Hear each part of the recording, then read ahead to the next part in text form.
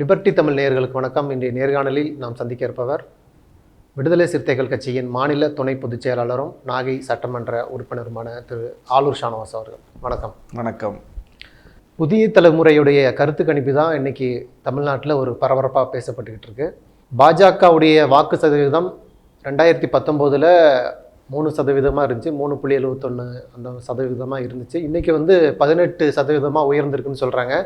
அது மட்டும் இல்லை, திமுகவுக்கான வாக்கு சதவீதம் 53 38க்கு குறைஞ்சிருச்சு.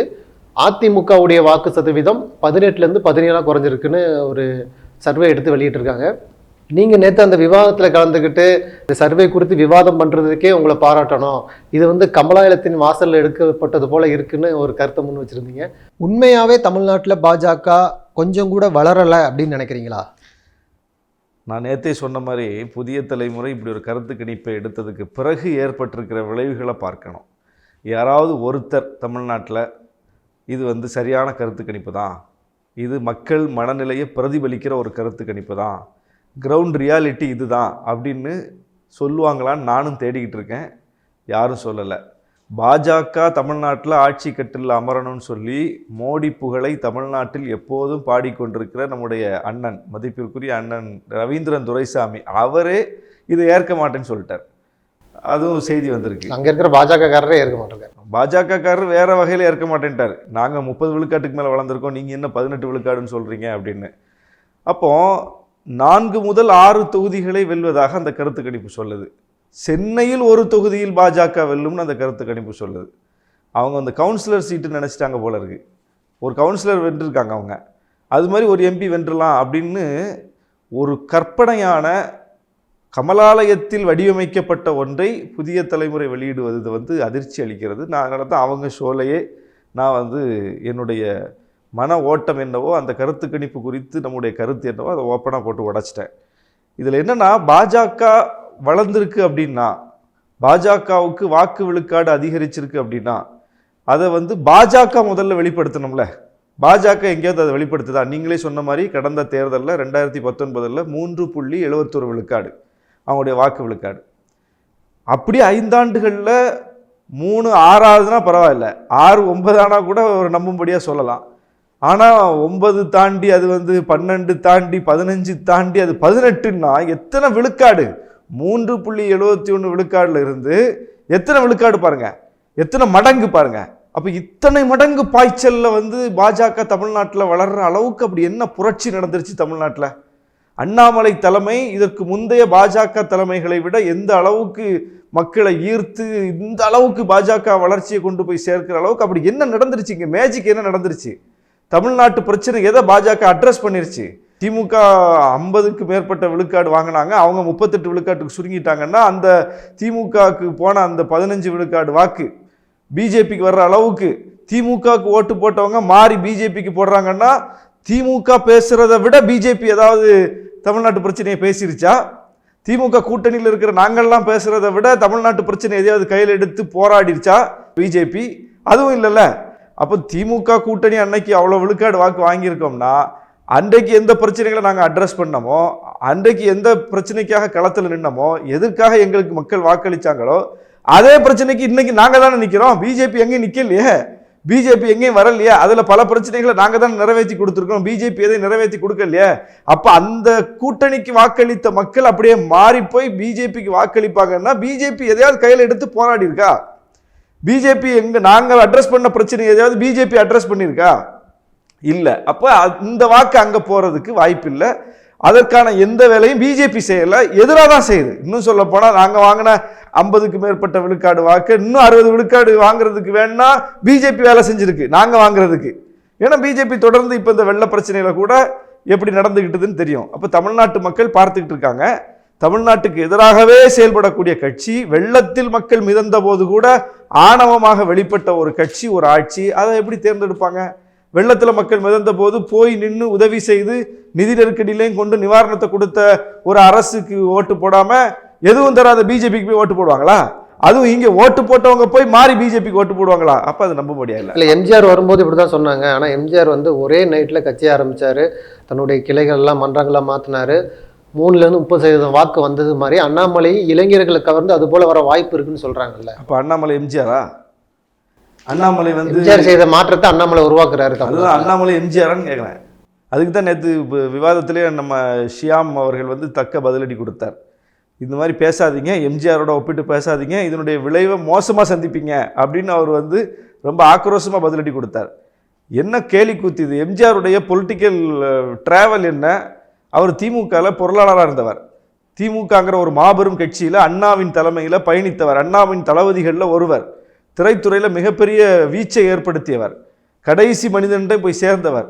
அவரை வந்து நெஞ்சில் பச்சை குத்திக்கிட்டு, கையில் பச்சை குத்திக்கிட்டு தாய்மார்களும் தொண்டர்களும் ரசிகர்களும் இருந்தாங்க கூட்டம் கூட்டமாக. யார் அண்ணாமலைக்கு பச்சை குத்திக்கிட்டு இருக்கா? அண்ணாமலைக்கு மேல் அபிமானம் கொண்ட தமிழ்நாட்டு மக்கள் யார் இருக்கா? அப்போது எம்ஜிஆரை அண்ணாமலை ஒப்பிடுவதே முதல்ல அபத்தம் இல்லை. அப்போ அவர் ஒரு கட்சியில் பயணித்து, அதுவும் திராவிட இயக்க கருத்துக்களை வந்து திரைத்துறையில் வெளிப்படுத்தி, அண்ணாவின் கொள்கைகளை வெளிப்படுத்தி, அதை காட்சிப்படுத்தி, அண்ணா பேசிய கொள்கைகளுக்கு அதனால் ஈர்க்கப்பட்ட தொண்டர்களை அவர் தன்பால் ஈர்த்து ஒரு கட்சி தொடங்கினார். அப்போ தமிழ்நாட்டு பிரச்சனைகளை அட்ரஸ் பண்ணுற அந்த கட்சி தான் அது. தமிழ்நாட்டு பிரச்சனைகளை அட்ரஸ் பண்ணுற கட்சி, தமிழ்நாட்டு கொள்கைகளை வெளிப்படுத்தக்கூடிய அந்த ஒரு முகமாகத்தான் அவர் வெளிப்பட்டாரே தவிர, அண்ணாமலை வெளிப்படுற மாதிரி வெளிப்பட்டா என்ன ஆகும் தமிழ்நாட்டில்? அப்போ எம்ஜிஆருக்கு ஒரு ஏற்பு இருந்தது என்று சொன்னால் ஏன் இருந்தது? அது ஒரு திராவிட இயக்க பின்னணி. அவர் அண்ணாவின் முகாமிலிருந்து வந்தவர், திமுகவில் பயணித்தவர். அதன் மூலம் உருவாக்கப்பட்ட தொண்டர்களை தனியாக பிரிச்சுட்டு போனார். அவங்க வந்து பிஜேபி போல சித்தாந்தத்தில், அந்த சித்தாந்தத்தில் வார்க்கப்பட்ட தொண்டர்கள் கிடையாது. அப்படி ஒரு சித்தாந்தத்தின்படி தமிழ்நாட்டில் தொண்டர்களை வார்க்கவே முடியாது. ஏன்னா தமிழ்நாட்டு மக்கள், தமிழ்நாட்டு தொண்டர்கள், தமிழ்நாட்டு அரசியல் இயக்கங்களில் ஈடுபடக்கூடியவர்கள் பிஜேபியின் வழி, அந்த சித்தாந்தத்தின் வழி அணிதிரள மாட்டாங்க. அப்போ எம்ஜிஆருடைய சித்தாந்த போக்கு வேற, எம்ஜிஆருடைய அணிதிரட்டல் வேற, எம்ஜிஆருடைய அரசியல் பங்களிப்பு வேற, அவருடைய ட்ராக் வேற. அவர் வந்து இவருக்கு எப்படி ஒப்பாவார்? இப்போ பிஜேபி என்பது என்ன? பிஜேபி எப்படி பார்க்கப்படுகிறது? அல்லது காலம் காலமாக பிஜேபி பின்பற்றி வந்த கொள்கைகள் எல்லாம் அண்ணாமலை வந்து மாற்றி தமிழ்நாட்டுக்காக வேற மாதிரி பேசுகிறாருன்னாவது ஒன்று சொல்லுங்க. எதையாவது ஒன்றில் பிஜேபி கொள்கை வேறங்க, ஆனால் அண்ணாமலை லீடர்ஷிப் வந்த பிறகு அவர் தமிழ்நாட்டின் கொள்கைகளை அடையாளப்படுத்துறாரு, திராவிட இயக்க கொள்கைகளை அடையாளப்படுத்துறாரு, தமிழ்நாட்டு மக்கள் பிரச்சனைகளை எடுத்து பேசுறாரு. சட்டமன்றத்தில் எல்லா கட்சிகளுக்கும் முன்னாடி பிஜேபி தான் தமிழ்நாட்டு பிரச்சனைகளுக்காக முன்கை கொடுத்து நிற்கிது. சொல்லுங்க பார்ப்போம். எதுவுமே இல்லையா? பிஜேபி என்ன சொல்லுதோ அதுதான் அண்ணாமலை வெளிப்படுத்துறாரு. அப்போ பிஜேபிக்கு என்ன தமிழ்நாட்டில் ஏற்பு இருக்குமோ அதுதானே அண்ணாமலைக்கு இருக்கும். அப்போ அண்ணாமலை ஒன்று அதிலிருந்து ஒன்று மாறுபட்டு ஒன்று கட்சியை நடத்திடல. ஏற்கனவே பிஜேபி தலைவர்களாக இருந்தவங்களை விடவும் மோசமாக கட்சியை கொண்டு போய் விட்டுருக்காருன்னு தான் பார்க்கணும். இதுக்கு என்ன சான்றுன்னா, 3.71 விழுக்காடு வாங்கக்கூடிய தேர்தலையாவது தலைவராக இருந்த தமிழிசை தேர்தலை சந்திச்சாங்க. அதுக்கப்புறம் வந்த தேர்தலில் எல் முருகன் தேர்தலை சந்திச்சார், அண்ணாமலையே தேர்தலை சந்திச்சார், பொன் ராதாகிருஷ்ணன் தேர்தலை சந்திச்சார். பிஜேபியினுடைய முன்னணி முகங்கள் எல்லாரும் தேர்தலை சந்திச்சாங்கல்ல, வானதி சீனிவாசன் தேர்தலை சந்திச்சாங்கல்ல. சந்திக்காத தலைவர்கள் உண்டா? பிஜேபியில் உள்ள எல்லா தலைவர்களும் தேர்தலை சந்திச்சாங்க. அப்போ நீங்க 3.71 விழுக்காடு தான் உங்களுக்கு தெரிஞ்ச பிறகும் கூட, இவ்வளவு விழுக்காடு தான் நமக்கு வாக்குன்னு தெரிஞ்ச போது கூட நீங்க தைரியமா வந்து தேர்தலை சந்திச்சீங்க. இப்போ 18 விழுக்காடுன்னா முதல்ல அண்ணாமலையில் போட்டிட்டு இருக்கணும், முதல்ல எல்முருகன்ல போட்டிடுறேன்னு சொல்லணும். தமிழிசை வந்து இப்போ என்ன சொல்றாங்க? எப்படி நியூஸ் வருது? புதுச்சேரியில் நிற்க போறாங்கன்னு தான் நியூஸ் வருதே தவிர ஏற்கனவே போட்டியிட்ட தூத்துக்குடியில் வந்து நிற்க போறாங்க நியூஸ் வரல. அப்போ பொன்னார் என்ன செய்ய போறாருன்னு தெரியல, அங்கே விஜயதரணி போட்டியிட போறாங்கன்னு தான் தகவல் வருது. அப்போ இப்படிப்பட்ட ஒரு சூழலை தான் பார்க்கிறோம். அப்போ முன்னணி முகங்கள் இப்பம்ல ஓடி வரணும். அபரிமிதமான வளர்ச்சி, பல மடங்கு வளர்ச்சி. இந்த புதிய தலைமுறை கருத்து கணிப்பை சொல்லிருச்சு. நம்ம ஏற்கனவே சொல்லிக்கிட்டு இருந்ததை கருத்து கணிப்பு மெய்ப்படுத்துது. இந்த நேரத்தில் தான் போய் நம்ம நிற்கணும் அப்படின்னு ஒருத்தரும் நிற்கிறது காணும், நிற்கக்கூடிய பேச்சையே காணும். அண்ணாமலைட்ட வந்து நீங்கள் நிற்கிறீங்களான்னு கேட்டால் எனக்கு நிறைய வேலை இருக்குது, நான் ரொம்ப பிஸிங்கிறார். எல்முருகன் வந்து ஆராசாவை எதிர்த்து நீலகிரியில் போட்டியிட போகிறாரு, ஆராசாவை வீழ்த்த போகிறாரு, அப்படி இப்படின்னு சொல்லிட்டு இருந்தாங்க. கடைசியில் பார்த்தா எம்பி ஆகி போயிட்டார், மீண்டும் எம்பி ஆகிட்டார், ராஜ்யசபா எம்பி ஆகி போயிட்டார். அப்போ இப்படித்தான் ஒரு நிலையை பார்க்கிறோம். அப்போ இவர்கள் தயங்குவதனுடைய பின்னணி என்ன? ஒன்று, நீங்கள் வளர்ந்துட்டீங்கிறது உண்மையாக இருக்கணும். வளர்ந்துட்டீங்கிறது உண்மையாக இருந்தால் நீங்கள் எல்லாம் கண்டிப்பாக போட்டியிடுவீங்க. குறைவான விழுக்காடு இருக்கும் போதே போட்டியிட்டவர்கள் அதிகமான விழுக்காட்டுக்கு நீங்கள் நகர்ந்து விட்ட பிறகு உண்மைனா நீங்கள் ஏன் பின்னால் போகிறீங்க, நீங்கள் வந்து போட்டியிட தயங்குறீங்கிற கேள்வி. அப்போ அங்கேயே லாஜிக் அடி வாங்குது. அப்போ ஏன் போட்டியிட தயங்குறாங்கன்னா கூட்டணி இல்லை. கூட்டணி ஏன் வரல? ஒரு விழுக்காடு வாக்கு உள்ள கட்சியை கூட கூட்டணியில் எப்படியா சேர்க்க முடியாதான்னு பெரிய கட்சிகள் லாபி பண்ணுறாங்க, பார்க்குறோம். 1 விழுக்காடு 2 விழுக்காடு 3 விழுக்காடு ஓட்டெல்லாம் ரொம்ப முக்கியம், 1000 ஓட்டு முக்கியம், 2000 ஓட்டு முக்கியம்னு கணக்கு போடக்கூடிய தேர்தல் எப்போதுமே அப்படிதான் தேர்தலில் கணக்கு போடுவாங்க. ஒருத்தர் ஒரு தொகுதியில் 1000 ஓட்டு இவரால் வருமா, அவரை கன்சிடர் பண்ணுவாங்க, அவரை வந்து மறுதளிக்க மாட்டாங்க, அவரை கண்டுக்காம விட மாட்டாங்க, அவரை எப்படியாவது கூட்டு வைப்பா, அவர்கிட்ட பேசுவோம்ப்பா, அவரை நமக்கு ஆதரவு கொடுக்க வைப்பா. இதுதான் அரசியல் ரீதியாக நடக்கக்கூடிய பேச்சுவார்த்தையா இருக்கும். அப்படி இருக்கும்போது 18 விழுக்காடு ஓட்டு பிஜேபிக்கு இருக்குன்னா, புதிய தலைமுறை சொல்றது உண்மைன்னா, அந்த கருத்து கணிப்பு கமலாலயம் வாசல்ல எடுக்கப்படாம தமிழ்நாடு பூரா எடுக்கப்பட்டதுன்னா அதிமுக என்ன செஞ்சிருக்கும் நேரம், தேமுதிக என்ன செஞ்சிருக்கும் நேரம், பாமக என்ன செஞ்சிருக்கும் நேரம், புதிய தமிழகம் என்ன செஞ்சிருக்கும் நேரம்? அவங்க கூட்டணியில் இருந்த கட்சிகள்லாம் அங்கேயா இங்கேயான்னு தானே பேசிக்கிட்டு இருக்காங்க. அந்த அங்கேயா இங்கேங்கிற பேச்சுக்கு இடம் இருந்திருக்க கூடாதுல்ல. பிஜேபி அபரிமிதமான வளர்ச்சி அடைஞ்சிருச்சு, முதல்ல போய் நம்ம துண்டை போட்டுருவோம், முதல்ல போய் கூட்டணியை உறுதிப்படுத்திடுவோம் தானே படுத்திருக்கணும். ஆனா என்ன நடந்திருக்குது, ஏற்கனவே அந்த கூட்டணியில் இருக்கிற வாச மீண்டும் அறிவிப்பை புதுப்பிச்சிருக்காரே தவிர கூட்டணியில ஒரு கட்சி சேர காணோம். அப்போ பிஜேபி வளரலங்கிறது யாருக்கு தெரியுது? பிஜேபி தலைவர்கள் போட்டியிட தயங்குவதன் மூலம் தெரியுது, பிஜேபியோடு யாரும் அணி சேராததன் மூலம் தெரியுது. இதுக்கு மேல என்ன வேணும்? பிஜேபியே சொல்லுது இல்லை நாங்கள் வளரலன்னு. இல்லை, ஒவ்வொரு முறை தேர்தல் வரும்போதும் வாக்களிக்கும் சதவீத மக்களை விட வாக்களிக்காத மக்கள் வந்து ஒரு குறிப்பிட்ட சதவீதம் இருக்கிறாங்கன்னு சொல்றாங்கல்ல. இப்போ அந்த மக்கள், புதிதாக வாக்களிக்கக்கூடிய இளைஞர்கள் ஒரு மாற்றத்தை விரும்புறாங்க. அந்த மாற்றத்தை அண்ணாமலை கொடுக்குறாரு. அதனால தான் பாஜகவுக்கு இவ்வளவு சதவீதம் வளர்ந்துருக்குன்னு சொல்றாங்க. ஏன்னா பாஜகவுடைய சதவீதம் வந்து அந்த 15% உயர்ந்திருக்கு. அது வந்து திமுகவுடைய வெறுப்பு ஓட்டுகள் தான் பாஜகவுக்கு வந்திருக்கு. ஏன்னா அதிமுகவுடைய வாக்கு சதவீதம் ஒண்ணுதான் குறைஞ்சிருக்கிறத பார்க்கலாம். இது வந்து பாஜக பெற்ற மொத்த சதவீதமும் திமுக இருந்து வந்தது தான் சொல்றாங்க. அது அப்படியே எடுத்துக்கோ. இப்போ திமுகவுக்கு ஒருத்தர் இவ்வளோ நாளாக ஓட்டு போட்டு வந்திருப்பார்ல, அவர் திமுகவுக்கு ஏன் ஓட்டு போட்டிருப்பாரு? என்ன காரணத்துக்காக ஓட்டு போட்டிருப்பாரு? திமுக தமிழ்நாட்டுக்கு நிறைய விஷயங்கள் செய்வாங்க, இந்த திராவிட இயக்க கொள்கையில் உறுதியாக இருப்பாங்க, தமிழ்நாட்டினுடைய மாநில உரிமைகளுக்காக முதல் குரல் கொடுப்பாங்க, மாநில சுயாட்சிக்காக களத்தில் நிற்பாங்க, சமூக நீதிக்காக நிற்பாங்க, சமய நல்லிணக்கத்திற்காக நிற்பாங்க, இவங்களால மதக்கலவரம் வராது, இவங்களால இன மோதல் வராது, மொழி உரிமைக்காக நிற்பாங்க, இதையெல்லாம் கணக்கு போட்டு தானே கல்விக்காக, வேலை வாய்ப்புக்காக, தொழில் வளர்ச்சிக்காக நிற்பாங்க, கட்டமைப்பை மேம்படுத்துவாங்க. திமுகவை ஒருவர் தேர்ந்தெடுப்பதற்கு என்ன காரணங்கள் இருக்க முடியும்? இதுதான் காரணமாக இருக்க முடியும். சரியா? இப்போ இதில் திமுக கோட்டை விட்டுருச்சு அப்படின்னா தான் திமுக ஓட்டு போட்டவர் மாறி இதை விட பெஸ்ட்டாக யார் செய்வாங்களோ அவங்களுக்கு போய் ஓட்டு போடுவார். இதான லாஜிக்கு. திமுகவுக்கு ஓட்டு போட்டவர் மாறி இன்னொரு கட்சிக்கு ஓட்டு போடணும்னா அந்த கட்சி திமுக பேசுறதை விட அதிகமாக என்ன பேசணும்? மாநில உரிமை பேசணும். அந்த கட்சி திமுக பேசுறதை விட அதிகமாக சமூக நீதி பேசணும். அந்த கட்சி திமுகவை விட அதிகமாக கல்வி, வேலைவாய்ப்பு, தொழில் வளர்ச்சியை பற்றி பேசணும். அந்த கட்சி திமுக பேசுறதை விட வலிமையா சமூக நீதியை, சமய நல்லிணக்கத்தையும் பேசணும். எந்த கட்சி பேசுது? பிஜேபி பேசுதா? பிஜேபிக்கு திமுக பேசுறதை விட சமய நல்லிணக்கத்திற்காக பிஜேபி பேசி அந்த ஓட்டை வாங்க போதா? மாநில சுயாட்சியை பேச போதா? மொழி உரிமையை பேச போதா? சமூக நீதியை பேச போதா? என்ன பேச போகுது? என்ன செய்ய போகுது? என்ன லாஜிக் இருக்கு இதுல? அப்போ திமுகவுக்கு போற ஓட்டை பிஜேபி வாங்கணும்னா பிஜேபி ஒர்க் பண்ணா சரி. பிஜேபி சட்டமன்றத்தில் வந்து எல்லா கட்சியும் சேர்ந்து ஒரு முடிவு எடுக்கிறோம், பிஜேபி மட்டும் வெளியே போகுது. அங்க என்ன முடிவு எடுக்கிறோம்? எங்க கட்சி நலனுக்கான முடிவை எடுக்கிறோம், தமிழ்நாட்டின் நலனுக்கான முடிவு எடுக்கிறோம். ஒரு கட்சி நலனுக்கான முடிவுனா அந்த கட்சி மட்டும்தான் அவையில இருந்து அதை ஆதரிக்கணும். ஆனா ஒட்டுமொத்த கட்சிகள் இருந்து ஆதரிக்கிறோம். நீட்டு விலக்கு தொடர்பாக ஆதரிக்கிறோம், நீட்டு விலக்கு வேணும்னு.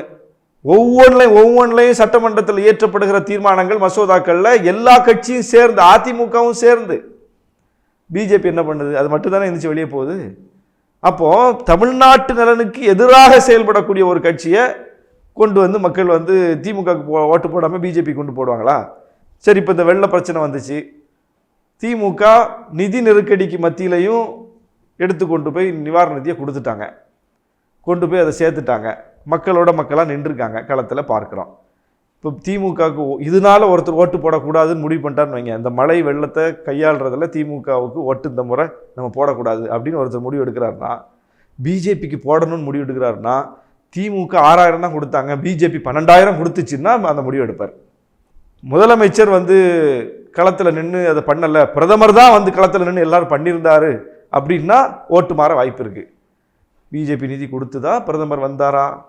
பிரதமர் அதுக்கு பிறகு 4 முறை வந்துட்டார், இன்னைக்கு கூட வர்றாரு. தூத்துக்குடியில் பிளான் வச்சிருக்காரு மக்களை சந்திக்கிறதுக்கு, சென்னை மக்களை, வெள்ளத்தில் பாதிக்கப்பட்ட மக்களை சந்திச்சிருக்காரு, சந்திக்க போறாரா? ஏதாவது திட்டம் இருக்கு அவருடைய பயணத்தில்? அப்போ என்னங்க, என்ன லாஜிக் இருக்கு? புதிய தலைமுறை கருத்து கணிப்பினுடைய பின்னணி என்னன்னு கேட்குறேன். இப்போ புதிய தலைமுறையின் மீதான நம்பகத்தன்மை தான் இன்னைக்கு சீர்குலைஞ்சிருக்கு. சமூக வலைதளங்களில் பாருங்க, மக்கள் வந்து புதிய தலைமுறையை போட்டு சாத்திட்டு இருக்காங்க. அப்போ புதிய தலைமுறைக்குன்னு ஒரு நம்பகத்தன்மை இருந்துச்சு. அது ஒரு சார்பற்ற மீடியா, அது ஒரு புதிய வரவாக வந்து தமிழ்நாட்டில் கடந்த 10 ஆண்டுகளுக்கு மேலாக ஒரு தாக்கத்தை ஏற்படுத்திய ஒரு டிவி. அது போய் இப்படி மாட்டிக்கிச்சேன்னு தான் எல்லாரும் வந்து அதை இன்னைக்கு ட்ரோல் பண்ணிட்டு இருக்காங்களே தவிர, பிஜேபி வந்து கேலி பொருளாகி இருக்கிறதே தவிர, பிஜேபி ஆதரவாளர்களாலேயே இந்த கருத்து கணிப்பை நம்ப முடியவில்லையே தவிர, தமிழ்நாட்டினுடைய கிரவுண்ட் ரியாலிட்டி இது கிடையாது.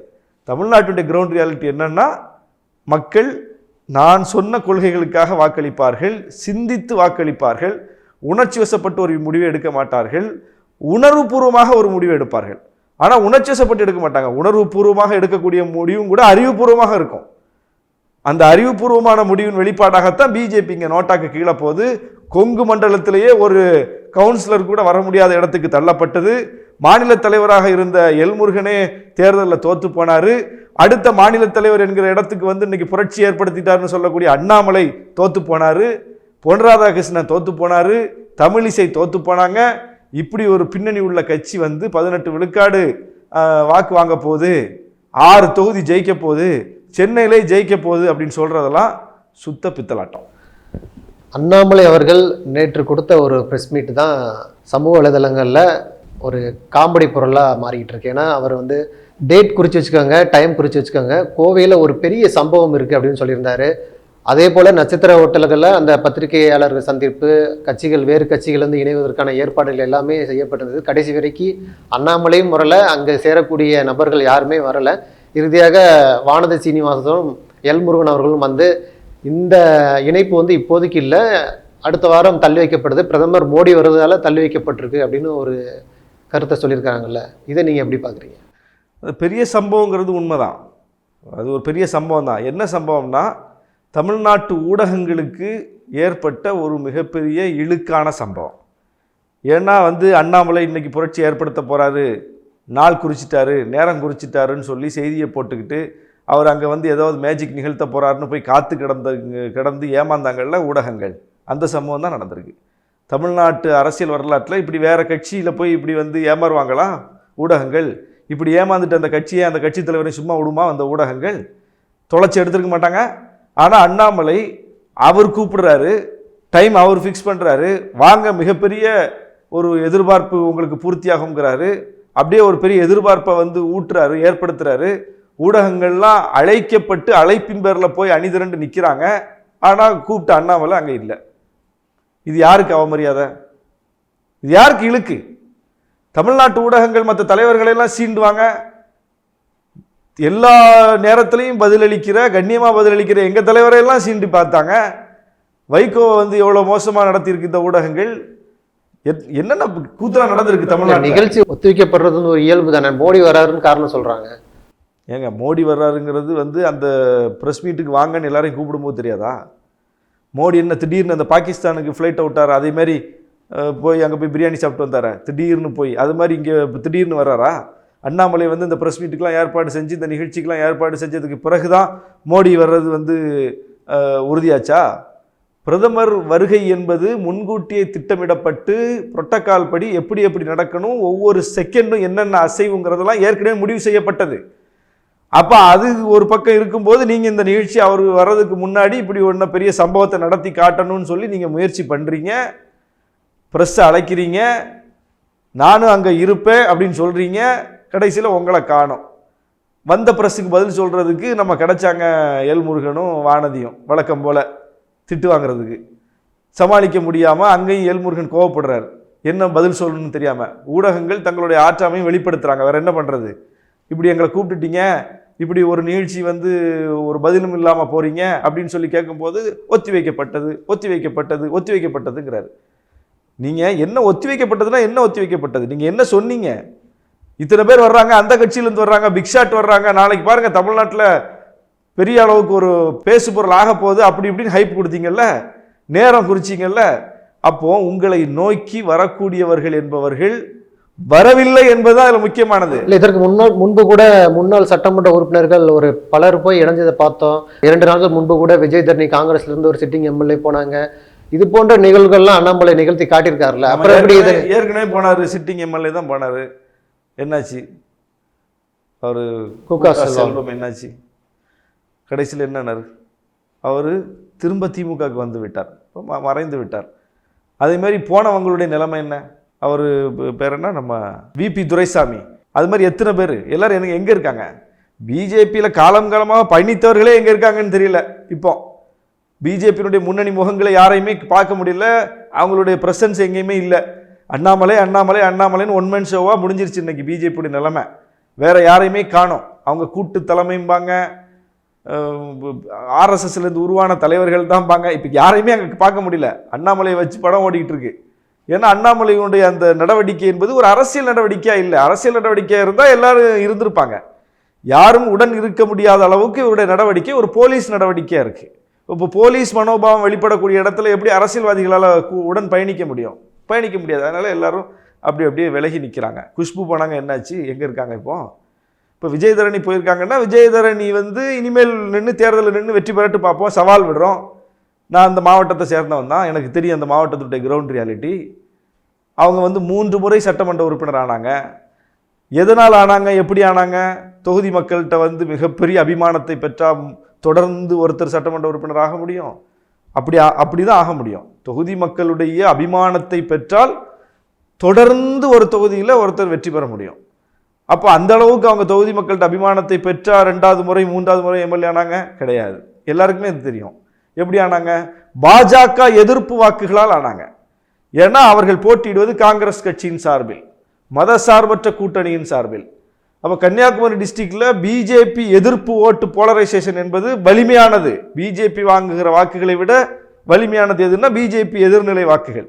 அப்போ பிஜேபி எதிர்நிலை கேண்டிடேட் யாராக இருந்தாலும் வெற்றி பெறுவார், எத்தனை முறை நின்றாலும் வெற்றி பெறுவார். அதுதான் அங்கே கிரவுண்ட் ரியாலிட்டி. அந்த ரியாலிட்டியில் போய் நின்று ஜெயிச்சு வந்தவங்க இன்னைக்கு பிஜேபிக்கு போயிருக்காங்கன்னா 3 முறை இங்கே ஜெயிச்சவங்க அங்கே 1 முறை ஜெயிக்கட்டுமே பார்ப்போம். அப்போ அதுக்கு வாய்ப்பு இல்லை. அவங்க தன்னுடைய இருப்பை இழந்திருக்கிறார் என்பது தான் உண்மை. அவங்க அரசியலில் இன்னும் பெரிய உச்சத்துக்கு போயிருக்கலாம். அப்போ இந்த மதசார்பற்ற கொள்கையில் நின்று அவங்க பாரம்பரியமான ஒரு காங்கிரஸ் வழியில் வந்தவங்க கட்சிக்குள்ளே ஏற்ற இறக்கம் இருக்கும். இன்னைக்கு பதவி இருக்காமல் போகும், நாளைக்கு கிடைக்கும். இது ஒரு அரசியல் கட்சிக்குள்ளே நடக்கிற ஒன்று தான். ஒவ்வொரு முறையும் ஒவ்வொருத்தருக்கான வாய்ப்பு வழங்குவதற்கு பல காரணங்கள் இருக்கும், பல ஃபேக்டர் இருக்கும். அந்த பல ஃபேக்டரை கருத்தில் கொண்டு தான் ஒருவருக்கு கட்சி தலைமை பதவி வழங்கும். பதவி வழங்காமல் போவதற்கும் காரணங்கள் இருக்கும். ஆனால் பொறுமையும் அந்த நீண்ட பயணமும் முக்கியம் அரசியல்ல. 3 முறை அவங்களுக்கு எம்எல்ஏ வாய்ப்பு கொடுக்கப்பட்டிருக்கு. அடுத்தடுத்து வாய்ப்புகள் வரக்கூடிய வாய்ப்பு இருக்கு. அப்படி இருக்கும்போது அவங்க பிஜேபியை போய் தேர்ந்தெடுத்தாங்க. சரி, பிஜேபியில் போய் சேர்ந்து பிஜேபியில் ஒரு பெரிய இடத்துக்கு போயிட்டா பிரச்சனை இல்லை. ஆனால் அதுக்கு வாய்ப்பே இல்லையே. அவங்க களத்தில் போய் நின்று கன்னியாகுமரியில் இன்னும் ஒரு முறை தேர்தலில் நின்று பிஜேபியின் சார்பில் அவங்க வெற்றி பெறுவதற்கான எந்த விதமான சூழலும் கிடையாது. இதுதான் அங்கே உள்ள நிலைமை. அப்படி இருக்கும்போது என்ன அவங்களுக்கு அங்கே கிடைச்சிட போகுது? ஒன்றும் கிடைக்காது. அப்போ பிஜேபிக்கு போனவர்கள் ஏற்கனவே எல்லோரும் எந்த லிஸ்ட்டில் இருக்காங்களோ அந்த லிஸ்ட்டில் தான் விஜயதரணி இருப்பாங்க. இதையெல்லாம் பார்த்து தான் நேற்று போகணும்னு நினச்சவங்க கூட அப்படியே பின்னாடி போயிட்டாங்கன்னு நினைக்கிறேன். அண்ணாமலைகிட்ட வர்றேன்னு சொல்லிட்டு அவங்க கடைசி நேரத்தில் பின்வாங்கி விட்டார்கள் என்று நான் கருதுகிறேன். அதனால் அண்ணாமலையும் பின்வாங்கிட்டாருன்னு கருதுகிறேன். அவரும் நிகழ்ச்சிக்கு வரல, வர்றோன்னு சொன்னவங்களும் வரல. வந்தவங்க பூரா ஊடகவியலாளர்கள். அண்ணாமலையை நம்பி ஏமாந்தவர்கள் பட்டியலில் தமிழ்நாட்டு ஊடகவியலாளர்களும் சேர்ந்திருக்கீங்க. நன்றி.